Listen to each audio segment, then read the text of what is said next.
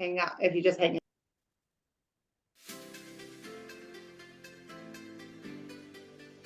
As you enter, please feel free to add your city and state in the chat so that we can see where everyone is from.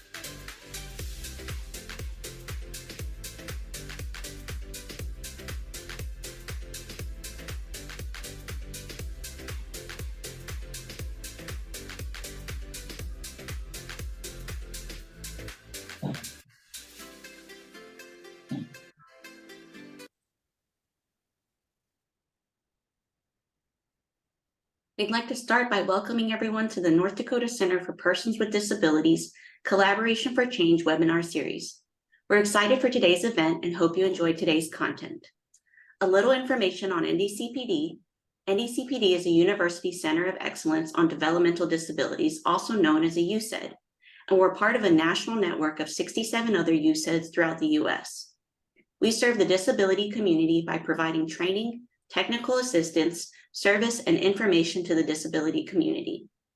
We have approximately 15 to 20 projects at NDCPD that cover a range of topics connected to disabilities: employment, housing, education, and early intervention, to name a few.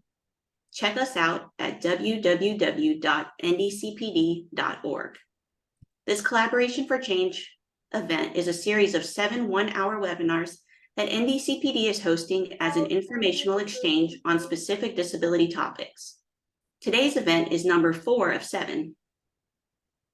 Each event includes a presentation from an expert speaker, along with a short presentation from an NDCPD staff member describing our webinar topic-related expertise and services.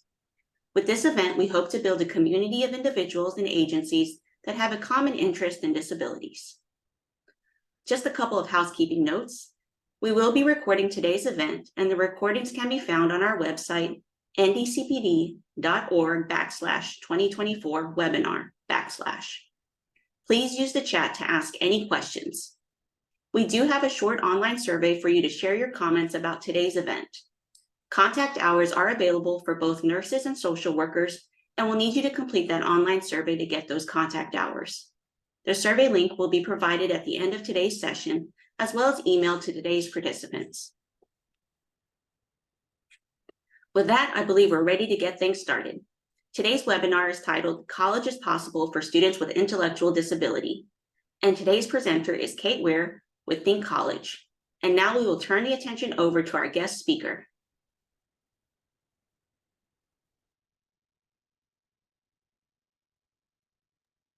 Thank you very much. It's great to be with you here this afternoon. Again, my name is Kate Weir. I am a light-skinned woman with gray hair, and today I have on a blue turtleneck sweater as well. I'm glad to be here today to talk about college opportunities for students with intellectual disability and to tell you a little bit about what we offer at Think College. You can go to the next slide. And I'm glad that Tracy's here to talk about the resources available there in North Dakota around this topic. So I am the director of the National Coordinating Center at Think College, which is also at a USED, as the center there in North Dakota was just described. We're a USED at UMass Boston, called the Institute for Community Inclusion. And we have been the recipient of this grant to do the national coordination around college and university opportunities for students with intellectual disability since 2010. And we have actually 2 national centers currently. We also have the Think College Inclusive Higher Education Network that also provides resources and does projects related to inclusive post-secondary education. So we feel really privileged to work in this space. It's a very exciting space where lots of growth and opportunity happening for students. And we're really happy whenever we have these opportunities, as you guys have provided with us today, to make sure that people know that college is possible, understand a little bit about these opportunities and what they're like, and how to find out more. So that's the gist of what I'll be providing to you in the next 45 minutes or so. We will leave time at the end for questions, but I'm also more than happy to have you put questions in the chat, and I will answer those as they come in, as time allows. And there is one right now that says, what does USED stand for? So that stands for University Centers of Excellence in Developmental Disability. So that's those centers. There are 67 of them in the country. I work for one in Boston, Massachusetts, and the North Dakota Center is there at Minot as well. And there are many others around the country. So let's go to the next slide, and I'll just show you a map that illustrates. I'm going to stop for just 1 second. I see a couple of smaller documents in front of you guys. Don't see those, right? Okay, I just wanted to make sure. So this map illustrates where we are today with the number of college options for students with intellectual disability in the country. Think College manages the only national directory of these programs, and we do our best to have every opportunity that is available listed. We just finished our annual update just a week or so ago, and we're able to add about 10 new programs as a result of that. And update the information for other programs that are listed, so that hopefully the information you find there is very accurate and up to date. So you can see on the map, there's 334 programs around the United States, 3 in North Dakota. So Tracy will probably be talking with you more about those opportunities not only in your state, but in your region as well. We continue to add programs, and these opportunities are continuing to grow. So let's go to the next slide and learn a little bit about what we mean by college opportunities for students with intellectual disability. So while we hope that when students with intellectual disability go on to college or university to study, have a post-secondary educational experience, while we hope and plan that they will have an experience that in many, many respects is similar or the same as any other undergraduate at that college or university. But there are some important differences that are important to understand. And also these differences, we try to make them only as different as needed to ensure that students with intellectual disability have the specific kinds of supports that they need to be successful in college. So one of the ways in which these programs differ from perhaps what you experienced when you went to college, or if you have sons and daughters in college, you're familiar with the admission process that most that colleges and universities use. These programs, while they are at an accredited institution of higher education somewhere in the US, they do have a unique admissions process and different kinds of requirements than that typical undergraduate admissions process. Most, if not all, students who are initially accepted into these programs are non-degree seeking. So they may be, to use a university terminology, they may be non-matriculated or earning a certificate rather than a degree. But I will tell you that more and more as these programs continue to evolve and develop, there are more and more students with intellectual disability who are earning degrees as well. They may get started in a non-degree program and then continue on to earn an industry recognized credential or an associate degree or even a bachelor's degree.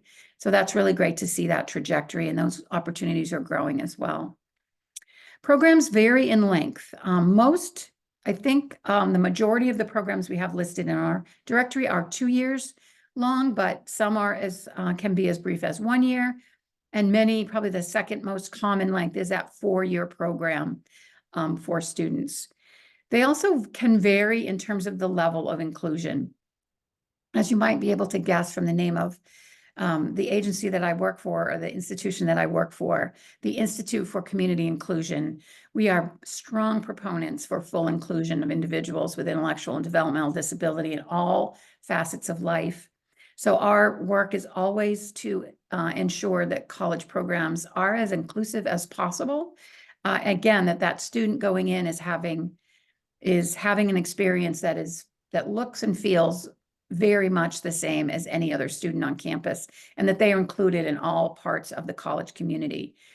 The places, but you can see that there are differences. For instance, some programs will have a fair number of what we call separate classes, meaning they're taking classes that are just for other students in the program that also have intellectual disability. And some programs use those very limited or not at all.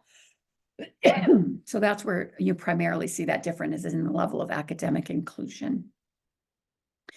I already talked about that students earn a certificate rather than a degree, and how that actually is evolving over time. Many of these programs, and I'll talk to you about this in a little bit, do offer access to federal student aid. However, not federally subsidized student loans at this time, and I'm going to talk more about that in a few minutes. Many offer access to campus housing, and that option is growing as well. And I'm always very glad to see new residential options being available, because that's such an important part of the college experience and can be such a tremendous learning experience. But of course, it also adds to the expense of the program. So it's important for us to have non-residential options as well as residential. And we do see that mix in the current opportunities. They also vary in levels of support. And I say this because as an educator or as a parent or as a student with intellectual disability who's looking at continuing on in these programs, it's important to make sure that the level of support that you think the student might need is available at the program. There's always going to be additional support above and beyond what a typical undergraduate might receive, as far as more active tutoring, some more staff supervision on different varieties of things. But it's important to sort of dive in and see exactly what support is and is not available, so that you can make a good decision about a good fit. Okay, so let's go on to the next slide, and we'll just dive into a little bit more detail as far as what that experience is like for students. So when a student is attending a post-secondary education program, they are participating in college courses. So there is an academic component to these programs. And as much as possible, and again, this is a piece that we really work with programs to make sure that they're developing, those academic opportunities are happening in college classes with other students without disability. In the regular college classes, the ones that are listed in the course catalog that everybody is picking from. Now, those courses may be, those students may audit those courses rather than taking them for full college credit, which would allow for a little bit more flexibility, maybe some modification in terms of their assignments and their requirements that they're required to meet. But it's so important that they be in those academic places. College is school, so it's important that there be those academic, excuse me, academic components that are inclusive with students without disability. There's also a very strong focus in these programs on making sure that students have opportunities for internships and work study. so that they are getting really valuable work experience, building their resume, improving their work-related skills, those soft skills that can be so important to actually obtaining and retaining a job, and also a focus on career development. Students will have a person-centered plan when they enter a program, and while they may be earning a general certificate that the program awards, the classes that they take, the internships that they have, the other experiences they have while they're in the program should be geared towards their own person-centered goals around what they want to do when they get out of college. So for instance, if they're interested in working in a restaurant, I think based on this picture, it looks like that's what's happening there in that picture, then they may have internships in those experiences. They may take classes that are related to restaurant management or cooking and baking skills and the things that are available. So those are an important component of these programs and should be expected at every program that you would go to, that there would be a really strong focus on career development and work experiences. And that includes having paid jobs. One of the wonderful things about a college campus is there are a lot of different kinds of jobs on a college campus. So a lot of these programs are utilizing just their networks at the university or college. There's a lot of variety of jobs that students can have. And so they may even find one that's directly related to their career goals. For instance, I was recently on a campus where I met a young man who was working in one of the museums that are affiliated with the university because his interest is in working in museums and in history and those kinds of things. So other times it may be more of a typical student job, like working in one of the cafeterias or working in the library, that just give them an opportunity to have a paid work experience, give them some money, as well as to give them that resume builder as well.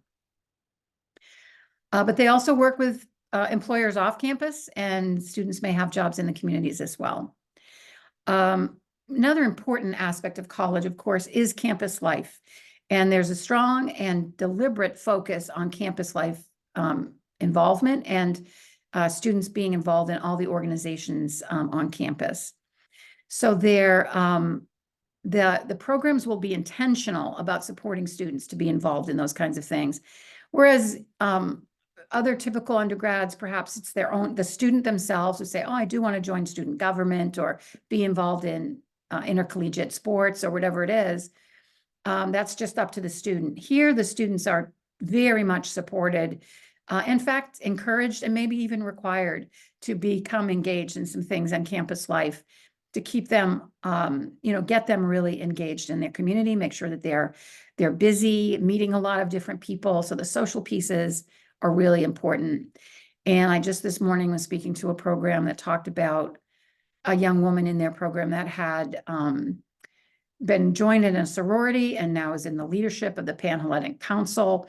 So those opportunities to get engaged can lead to leadership and growth opportunities that are really outstanding for the students. And of course, students are learning to become more independent. And that, again, is intentional. There would be some intentional instruction and focus on what the student needs to learn to do to be more independent, and some hopefully naturally occurring opportunities on campus to support that growth. There can sometimes in those programs may have individual or separate classes to also address some of these skills. But I think it's really terrific when most of it, if not all of it, is done in a natural setting of the campus campus, which offers so many rich opportunities to learn, to stand up for yourself, to be more independent, to use transportation systems, to go shopping, to manage your money, all kinds of naturally occurring opportunities to build your independent skills. And that's pretty much every college freshman, I think, is doing that as well.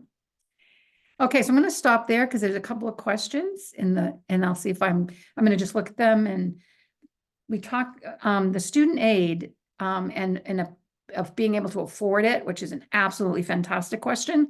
I am going to get to ways to pay for college in just a few slides. So I will address that, and I appreciate the question. It's really important.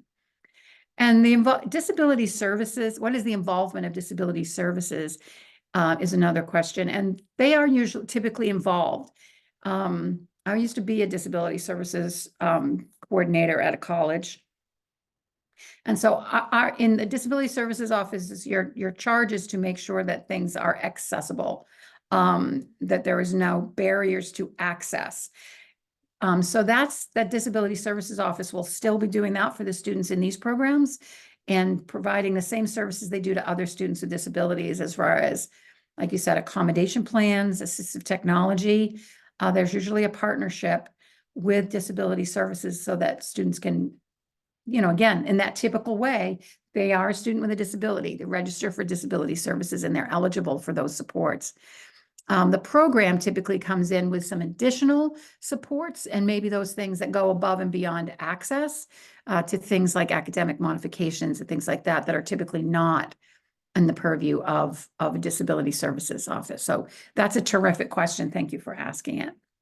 And let's go on to the next slide, which is about funding, actually, sooner than I even thought. So yeah, big $100 million question, right? Is how do you pay for this? And of course, college is expensive. Programs like this can sometimes, unfortunately, be even more costly than a typical college education, because not all programs do, but some may charge tuition and typical fees, and then an additional program fee to cover some of the expenses related to the additional supports. So the cost of these colleges range quite dramatically. So you really want to check into it early on if you're interested in a program. We try to collect information in our directory about the cost of the program. That's voluntary if people provide that, but more and more are doing it so you can get a sense of the cost. But people are working really hard to try to create all kinds of ways to get funds so that students can help to pay for the cost of it. So federal financial aid, as I mentioned, I'm going to show you a map in just a minute that illustrates where these programs are. But of the programs in our directory, about half of them have been approved by the Department of Ed to be what is known as a comprehensive transition post-secondary program, or CTP program. And when you hear that I'm a CTP, or you see that designation in our directory, that means that students there that are income eligible for financial aid can receive a Pell Grant, a Supplemental Educational Opportunity Grant, and work study. So they can get federal financial aid if they're in one of those CTP approved programs, even if they don't have a regular high school diploma, and even if they are not matriculating towards a degree, which are typically requirements for getting financial aid. They currently do not open up access to federally subsidized student loans, but some families, and I think this is, we all worry very much about going into too much debt, going into college. There are some private student loans and family loans that some families have used as one source of help to help pay for college. There are a growing number of scholarships, and we currently we've just updated our annual list of scholarships available. We focus on the scholarships that can go to students who are not in degree-seeking programs. Many of you may work for companies that, or have, know people that work. My husband works for Wells Fargo. They have a college scholarship fund. And a lot of times you look in the small print of those and they say, degree-seeking students are eligible. So we try to find those ones where a student who's in a certificate program, like these typically are, can get scholarships. And I see Christine has just put in that North Dakota has established a scholarship. Tennessee, as an example that's coming to top of my head, multiple different kinds of scholarships. So it really depends on the state that you're going to or the state that you live in, how much funding is available via scholarships. Some students are using Medicaid, community care waiver primarily, although in some states Medicaid is paying college tuition as well. Pennsylvania is an example of that. One more widespread source of support for students going to college is the services that vocational rehabilitation may offer. So VR, or vocational rehabilitation, is very often willing to help a student go on to a college education if it is in fact going to get them a better job. And that these programs are designed to do that. So definitely check out VR as a source of funding. Then much less frequent, but it is, I worked with someone to write a brief on this recently. Some programs, you're eligible to use a certain type of a GI Bill benefit. Some people are using Social Security or are actually using their own Social Security benefits to help pay, and then there's also like past plans and different opportunities through Social Security.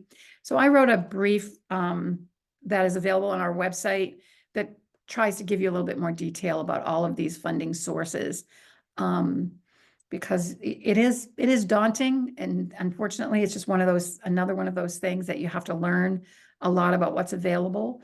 But speak to a college program in your area. I'm sure the North Dakota programs, they can talk about specifically the kind of funding that's available in their programs, and each program should be able to do that as well. But know that yes, it is expensive, and you do have to worry about paying, but there are a variety of sources of funding. Is the message for today that I hope you'll take away and not feel too discouraged about the cost and expense. So let's take a look at the next slide, and with that map. And Damon shares a story that a client that built up a large student debt. So that's a very big concern. And so you don't want to do that. And to be honest with you, I'm pretty sure that that's the reason why federally subsidized student loans weren't part of this. When they adjusted the eligibility requirements for federal student aid to include CTP programs, I think they were concerned about debt and students going into too much debt. And so that's why what they made eligible for is those grant programs that you do not need to pay back. All of the federal student aid that they might have they would not have to pay it back. So this is available on our website too. You can search in our directory and find these programs all over the country, but I just want to give you a sense of where these approved programs where students can get access to federal student aid if they are income eligible. So if you know anything about federal student aid, you know that it's for lower income families and students, and you do have to meet those eligibility requirements. So there's been a huge support of inclusive post-secondary education in the state of Florida, and that is certainly illustrated here on this map with 21. Almost every one of the programs in Florida is also an federally approved CTP program. So those kinds of initiatives, make a difference. And there is, in your area or in your part of the country, there are some of the programs, Minnesota, Iowa, and South Dakota, that are approved for CTP. And I know that and I imagine Tracy might talk about it, even though there's not an approved CTP, North Dakota does have some really great resources to help people finance their education. So let's go on to the next slide.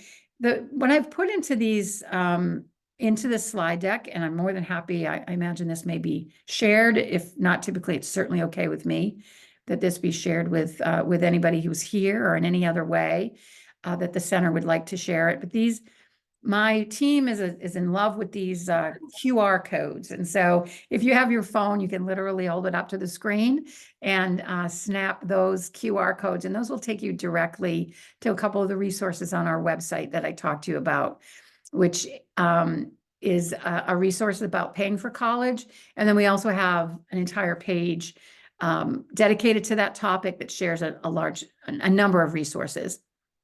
This is really important to me. Paying for college is one of the major questions and major barriers. So if you look at those resources and have any more questions, have new resources that you think we ought to be sharing that you know about, please don't hesitate to reach out, ask us questions about it, or share more information. It's a really important area that I'd like to continue to grow our resources on. So so the next series of slides that I'm going to spend a few minutes on, and then I think hopefully over time these will become, this slide deck will just be a resource for you. But I'm going to go over these things briefly. about how you can support if family members are here, how you personally, as a family, can work with students who are interested in going to college to help them prepare. And then we're going to talk a little bit about what schools can do to help students prepare for college as well. And this, again, is in a really important area. The better prepared students are, and honestly, this is just growing so well. I feel like I've been in this field and doing this for over 20 years. And college was so off the radar for individuals with intellectual disability that they were not, it wasn't even being thought about while they were in K-12 education. They were never included in regular academics in high school. They were in life skills classrooms all day. So that is changing, and that's important because while you may not have had I also don't want you to think that the student has to have had the best and most amazing transition experience. All students who want to go to college should think about it. They don't expect every student to come into these college programs knowing how to do everything and being completely ready. They're going to help them to learn and get more and more comfortable with college. But it really can obviously set that student up for success with some of these preparation ideas. So let's look at the next slide that really just illustrates the ways in which getting ready for college is sometimes starts with an attitude among students themselves and with their family. Families are really important to the success of students in college and universities generally, and I think perhaps for students with more significant disability in particular. It can be really, and these attitudes that families have been shown to really have a positive impact on the success of students.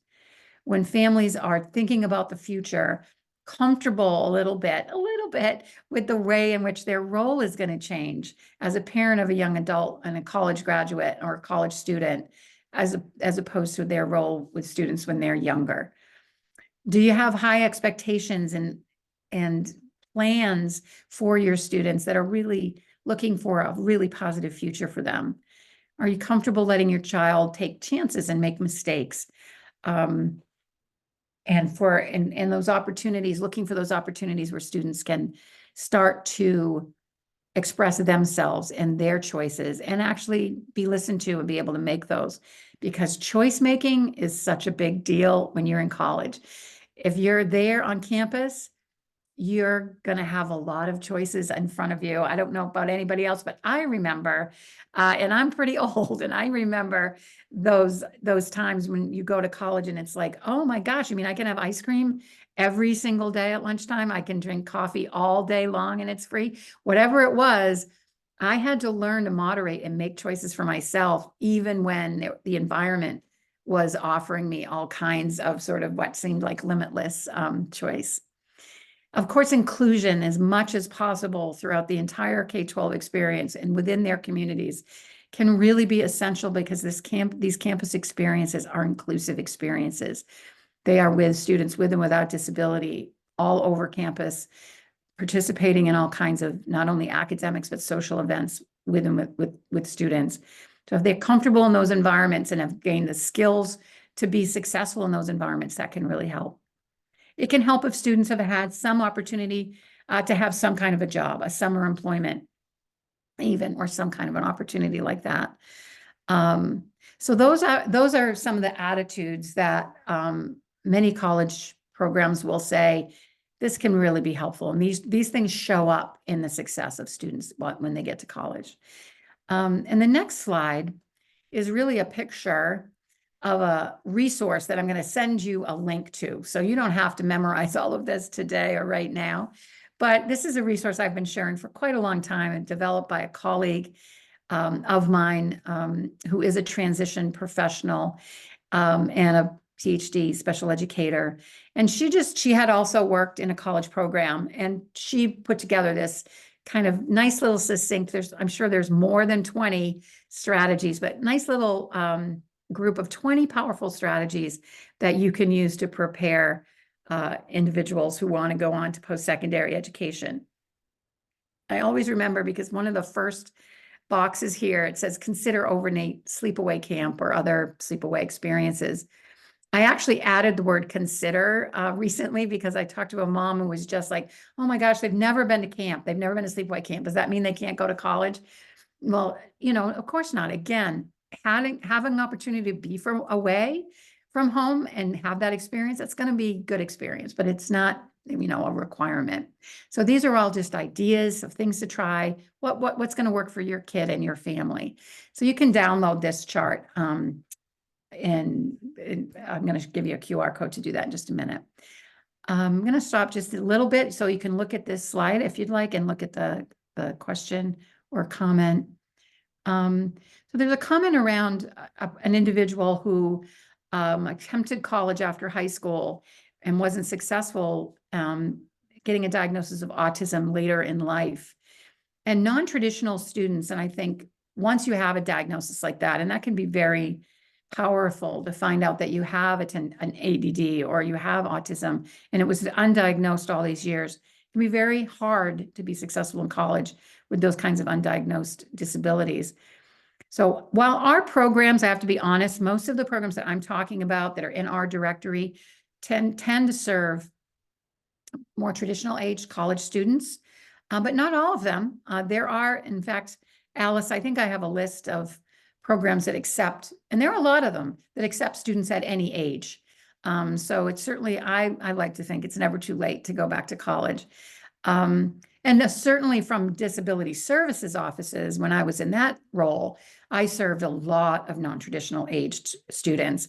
I was at a community college, so a lot of people who were coming back to learn a new career, that kind of thing. So my students that I worked with were all kinds of ages.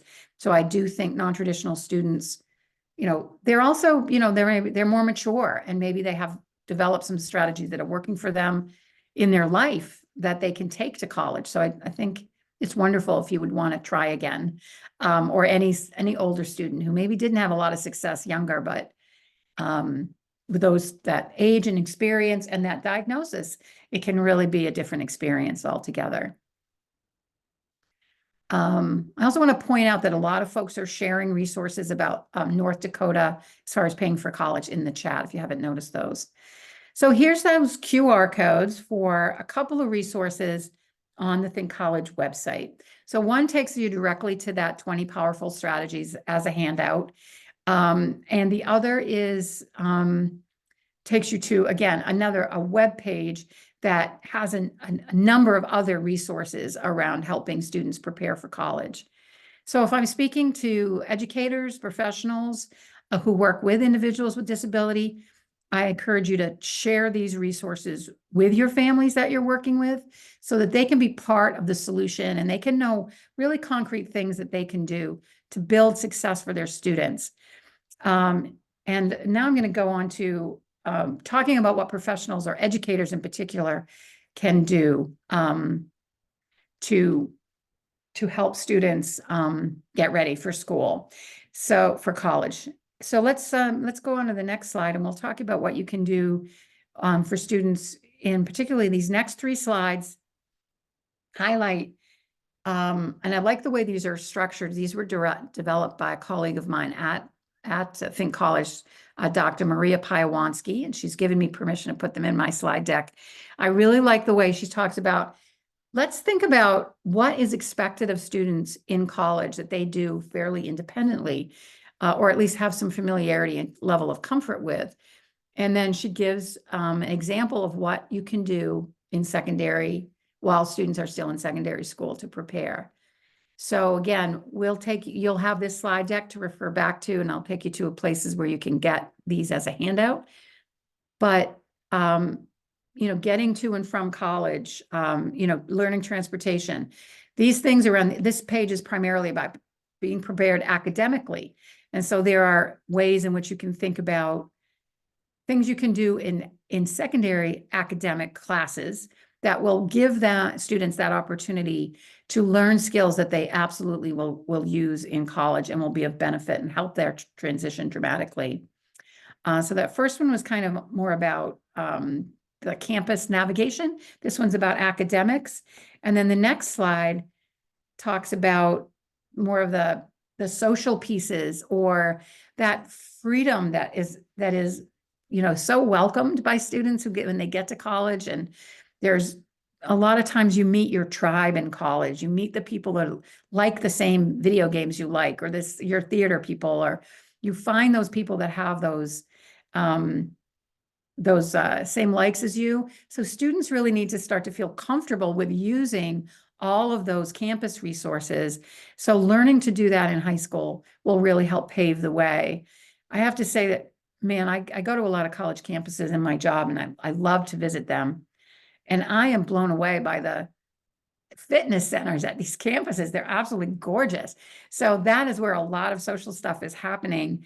Climbing walls and Olympic-sized swimming pools and all kinds of wonderful resources. So, getting students familiar, getting them engaged in those kinds of things, that they'll be able to take those interests to college. That can really help a great deal as far as that campus membership and feeling comfortable in those kinds of places. So there's really are very specific things you can do in high school as educators that will really, set the stage for success in college. So my next slide with the QR codes has the two different resources than I shared. This one, there's two additional resources that I thought educators might be particularly interested in. We have a former colleague of mine at Think College, Dr. Kathy Becht, who's a PhD in special education and was our training and technical assistance coordinator for a while. While she was with us, she created this great resource that lists a lot of IEP goals that you can put in. And Roxanne, I see your comment, and I think there are many of these IEP goals that are around that safety, personal safety, and also technology safety, learning about the pros and cons of use of social media and cell phones and that kind of thing, and what you share and don't share. Those are really important skills as well. And you're absolutely right. Personal safety and knowing what to do and how to handle certain situations can be very helpful. So thank you so much to Christine for putting the 20 Powerful Strategies link.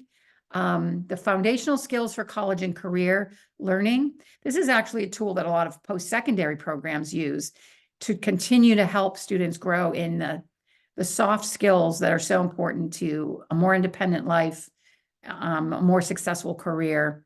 So the students will use this to go through and pick the skills that they're interested in, which I think is a very cool component of this particular tool. This isn't a one-size-fits-all, every kid learns to scramble an egg or whatever it is. It's like, what are you interested in? What do you think is going to help you meet your goals? So it's an individualized plan to help students work on those. And while a lot of post-secondary programs, we have an article on our website about how they use it within the program at Temple University. And I know many other post-secondary programs use it, but I think it's a great tool for secondary as well. So I wanted to share and call out those couple of resources. We do have, and we can go on to the next slide, we do have a particular page, so that is particularly for families. We do have this entire page is available in English and Spanish. Those are currently the language we have available, all of the resources as well as the page itself. And so I encourage educators to share this with families who may be thinking about college for their sons and daughters, or family members themselves to check it out. There's a lot of additional resources there about preparing for college and thinking about how to choose a college and a lot of other pieces that we hope will be helpful. So we'll go on to the next slide so I can highlight for you. This is just a screenshot of our college search, which is a component of our website, thinkcollege.net. Thinkcollege.net is a website that we have had and been adding resources to for almost 15 years. So it's got a lot of resources on it. We have a resource library that you can search and filter that has well over 1,000 different kinds of resources in it.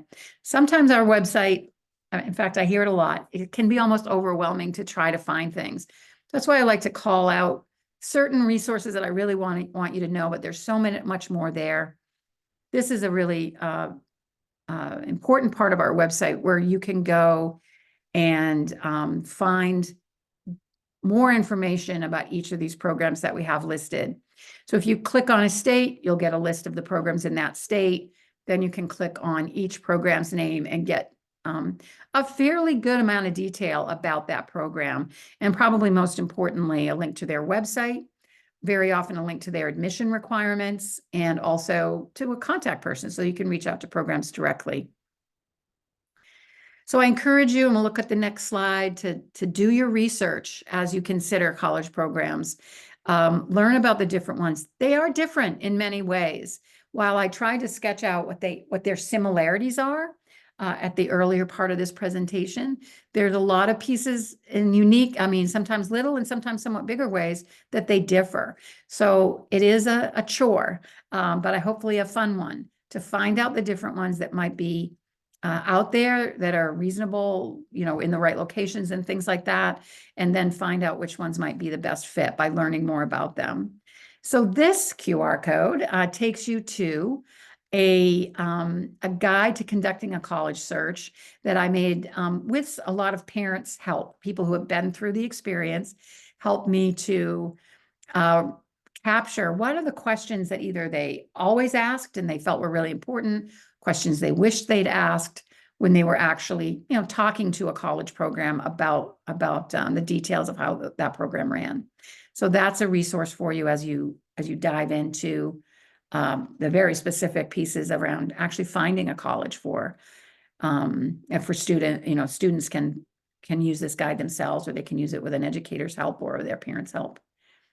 So let's just look on the next slide. This is my actually last slide, but I wanted to call attention because, as I said at the top of this presentation, this is I really love when individual groups like the North Dakota group ask me and gives me the opportunity to speak with people in their part of the country, or the people that they have reached out to, because our number one mission at Think College is to make sure that people know that college is possible.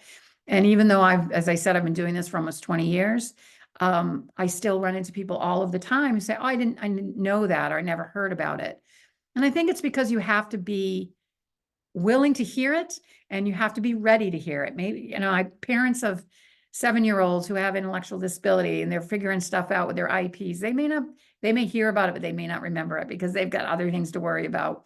But we want to keep that message coming so that when people are ready, they can take it in and they can hear it. We want to make sure students are being prepared to go to college, that the opportunity is being offered to them, that they understand that this is open to them, and that if they want to do it, they can do it. So we have a public awareness campaign. This is actually a major project of the other national center that we have at Think College. It's called Think Higher, Think College. It's a wonderful website that has a great 4-minute video. You all should watch it. I bet the folks at North Dakota, I bet Tracy's seen it. And it's a wonderful way to introduce people to the fact that this is possible and that it is happening.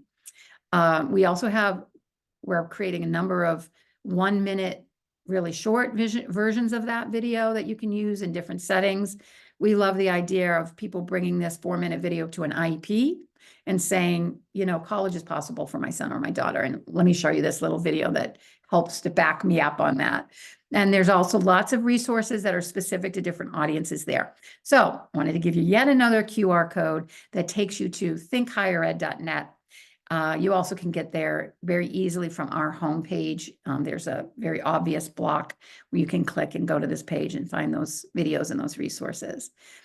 So I leave you with that, and I urge you to help us. If you're passionate about this area, or if you're getting passionate about it, or if you've been interested in it for a while and didn't know as much as you wanted, I hope you've learned a little bit today that's been helpful, but I hope you'll also help us and take on the mantle and make sure that you're telling people too that college is possible for students with intellectual disability.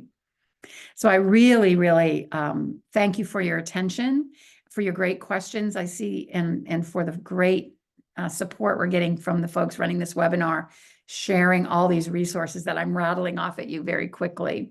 So I hope it's been helpful. I think, given the time, if I might say, Tracy, would you like to go, and then we'll take questions at the very end? just make sure you have time. Alice, I do see you have a question, and we'll try to get to it as soon as Tracy has gone through. Thank you, Kate. I really appreciate it. I know our programs here in North Dakota really appreciate the support of Think College and your support, Kate. Your guidance and support has been so instrumental in our success here. And for NDCPD, NDCPD again is at a USED here in North Dakota with Minot State. And they were able to get their initial first grant in 2010 from a federal grant. And so A-STEP was started, and A-STEP has been our first North Dakota program for the state of North Dakota. We did receive a second grant for A-STEP, and then was able to obtain a third federal grant from the Department of Ed for the Impact Consortium. And the goal of the Impact Consortium is really to take that A-STEP model across the state of North Dakota and develop other programs in other universities. And so we've been very fortunate to partner with a lot of other programs in the state and colleges and universities. And so we have 3 other partner colleges that have started programs, and they will be they are considered under this third grant that we have for the Impact Consortium. And then A-STEP is no longer functioning under a grant, but we are always working on our sustainability plan and our braided funding in order to be able to be a standalone program, just continuing to meet students and help them to be successful. So A-STEP itself is a 3-year program here at Minot State, who serves those ages of 18 through 26. The A-STEP program works with both the Dakota College of Botano campus here at Minot State.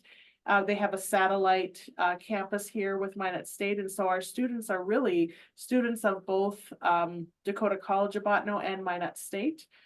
Dakota College holds the academic programs for our students, and then Minot State obviously hosts our students on campus and supports them with all other areas, and sometimes academics. So we've been able to share some of that academic experiences with Minot State as well. And again, as Kate said, we too are set up to be a person-centered planning approach, and we really look to focus on those career, academic, social, and independent living goals that are part of our person-centered planning. Our goal is always for our students to leave us being able to have inclusive workplaces when they leave us, and to be as independent as they can, and being living independent as they can once they leave A-STEP and Minot State. Next slide. So most of our programs in the state are set up similarly, and so we do serve that age group 18 through 26. And I know that there's been questions about non-traditional students, which is also a question that specifically A-STEP is having as well, because we've had some referrals for some non-traditional students. And so I would say that that's a possibility, and always we're looking to talk to folks who are interested on becoming a student, and we're open to considering a non-traditional student here in our program. And we do serve students with ID and some with developmental disabilities. And those students really usually come to us, have been on an IEP and have been eligible for the IDEA Act through their high schools and secondary education processes. So we're always communicating with schools through our eligibility process in order to ensure that we're supporting the students who need our support. We certainly do not want to over support students if they don't need our support. And so we're always happy to have conversations about what that could look like, or what each student or referring student would need. At this time, Dakota College of Botano does not require an ACT, but we are able to get some of those testing needs as they're coming about in their academic process. If something pops up, DCB has been able to satisfy some of those other testing requirements that come about through I'm sorry, I'm forgetting the name of the AccuTest, some of the testing that they do for some academic classes. So that is out there and we are able to support students to get that. We just don't need that ACT requirement anymore, which has been nice for us to be able to be flexible with that. Our programs do support students who may be a high school student remaining on their IEP, and A-STEP has become their 18 through 21 transition program. And then we also work with students who have graduated from high school and are coming our direction for college. Literacy skills, we can support students, you know, with a variability, a variety of literacy skills. There isn't a hard and fast rule about how they read. We do think that that's important, and we've served some students with a third grade reading level, and we're able to help them, support them in our programs. The biggest ability that we want for students to be able to have when they come to college is to be able to follow a code of conduct, be able to be independent on campus as much as they can be.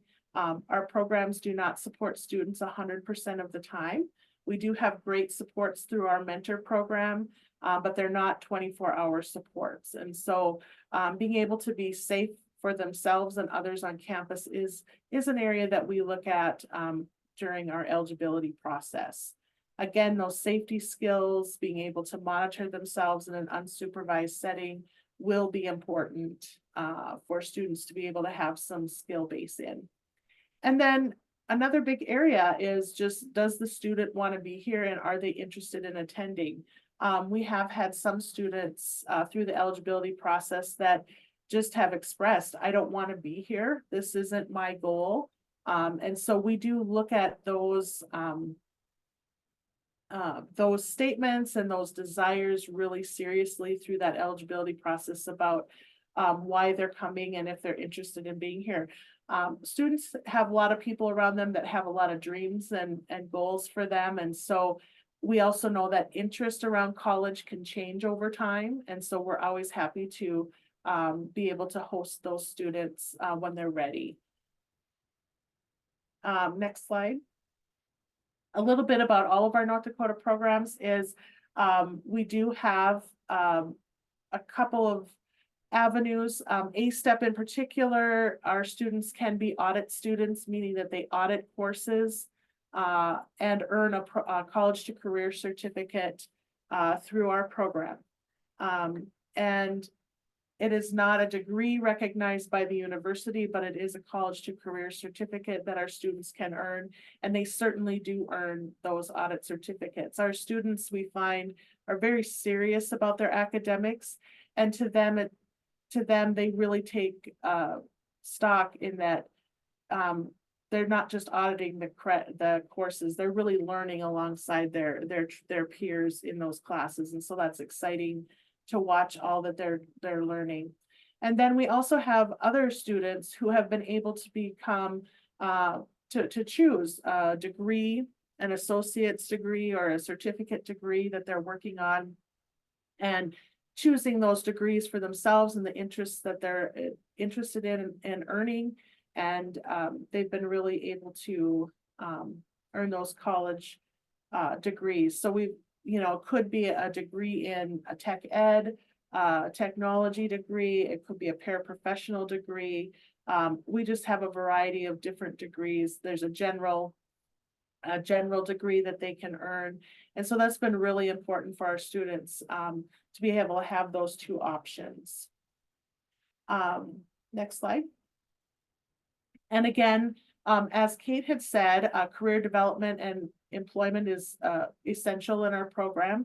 So we're always working with campus and community employers to really look at a customized approach and how to support students with the skills that they have and how they can grow those skills with the businesses that they identify with that would be important. One thing to note that we do provide mentor supports in all areas our person-centered planning approach, and that's no different for our employment sites. So our mentors do become job coaches. But we also know it's important for our students to be able to be as independent as possible. And so fading supports is something we always look at. Looking at the natural supports of the business that they're working in is also important, so that students really find their way through their employment experiences, being able to be as independent as possible. Next slide. Independent living skills and campus life, as Kate said, are important pieces of programs like ours. And so these are just, this slide just speaks a little bit about some of the areas that we work with our students on. We are, I think there's 4 programs in North Dakota. 3 of them are residential programs. Our newest one at Valley City, I think, is looking to not be a housing campus quite yet. But we find that our students living on campus, they grow by leaps and bounds by living in the dorms, having those experiences with their peers around them. We have great RAs that support our students in addition to our peer mentors.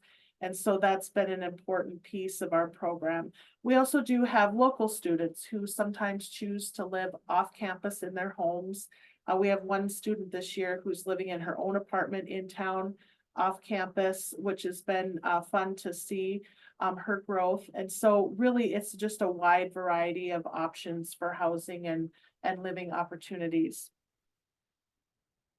Our sporting events and just keeping and our plays and concerts and any activities happening on campus are just the highlight for our students.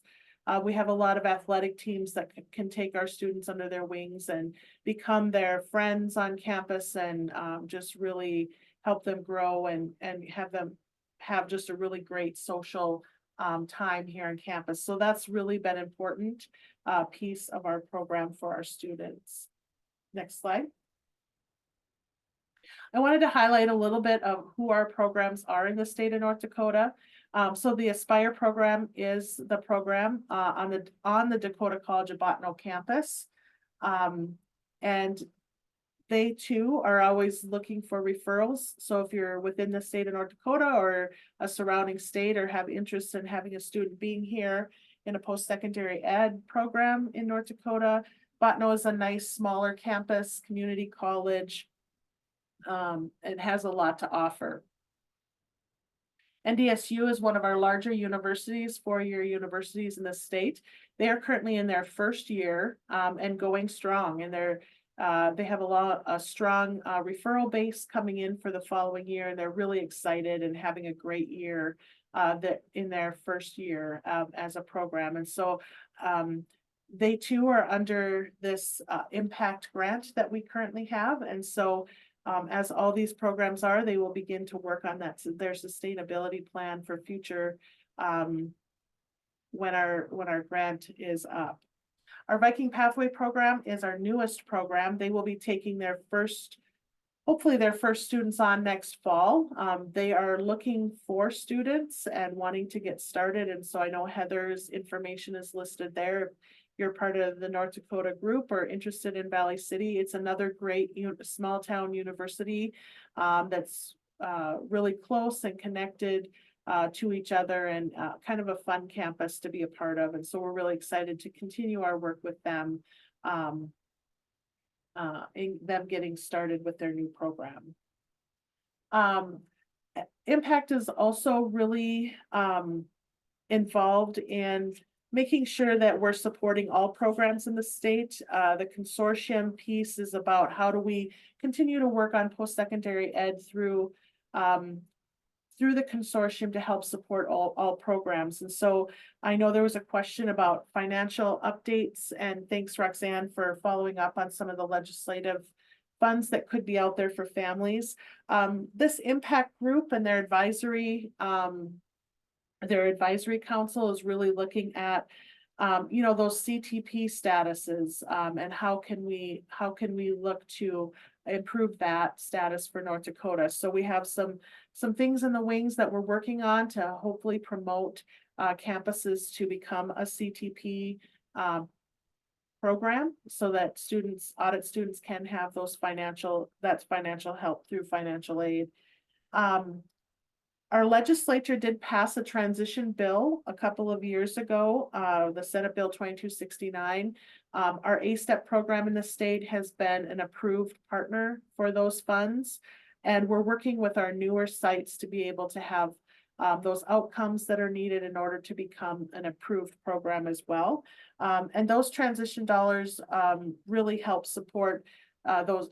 They're the same dollars that the high school students get from funds, both state and federal funds, that support their special education time in high school. And so for a portion of our students, we're able to transition those funds with the support of the Department of Public Instruction here in North Dakota to be able to have some of those special ed dollars follow our students into college. There is some eligibility criteria for that. And so if you're interested in learning more about those transition funds, you can always reach out to me. I'm happy to answer any questions that you have about that. So again, the Impact Consortium is developing programs, but we're also looking for just ways to be ways to continue to further post-secondary education in the state more than what we have now, and we're just excited to be able to grow this opportunity. It's been a great experience, and we know the importance of this for students. So Kate, I think there was some other questions in the chat. I'm way over time. There was one question in the chat, but I answered it in the chat as well. So knowing that we were kind of running out of time. So I think we're good. All right.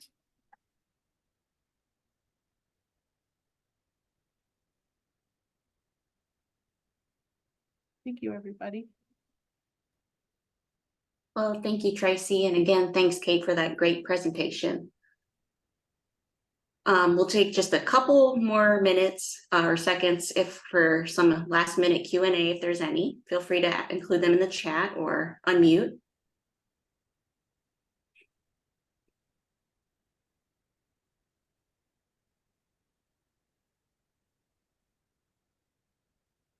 Well, with that, we'll go ahead and just thank everyone for attending NDCPD's Collaboration for Change webinar series.